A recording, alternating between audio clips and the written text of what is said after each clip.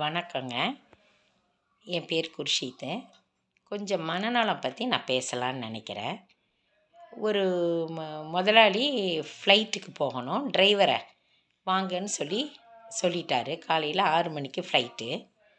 பார்க்குறாரு 5:30 மணி ஆச்சு, 5:45 ஆச்சு, டிரைவரை காணோம்.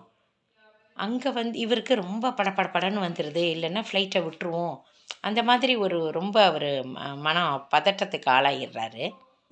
அப்புறம் அங்கிருந்து டக்குன்னு ஒரு டாக்ஸி புக் பண்ணி அந்த போகிற வழியில் அந்த டாக்ஸியும் ஸ்டாப் ஆகுது. ஆனால் அவர் என்ன முயற்சி பண்ணி போனால் கூட அங்கே ஃப்ளைட் போயிடுது.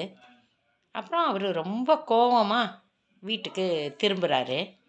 திரும்பினா நாளைக்கு வந்தால் இந்த டிரைவரை கேன்சல் பண்ணிடணும், அவனை வேலையை விட்டு எடுத்துடணும் அப்படிங்கிற எண்ணத்தோடு வர்றாரு.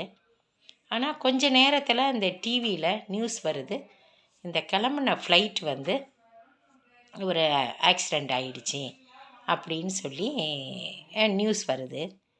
அப்போ தான் அவர் உணர்றாரு, கடவுள் ஏதாவது ஒரு தடங்கள் ஏதோ ஒன்றுன்னா அதை நம்ம அது நன்மைக்காக இருக்கும். நம்ம அந்த மாதிரி அவசரப்பட்டு பதட்டப்பட்டு நம்ம உடம்பையும் வீணாக்கி மற்றவங்களுக்கும் டென்ஷன் கொடுக்கக்கூடாது அப்படின்னு சொல்லி அவர் உணர்றாரு.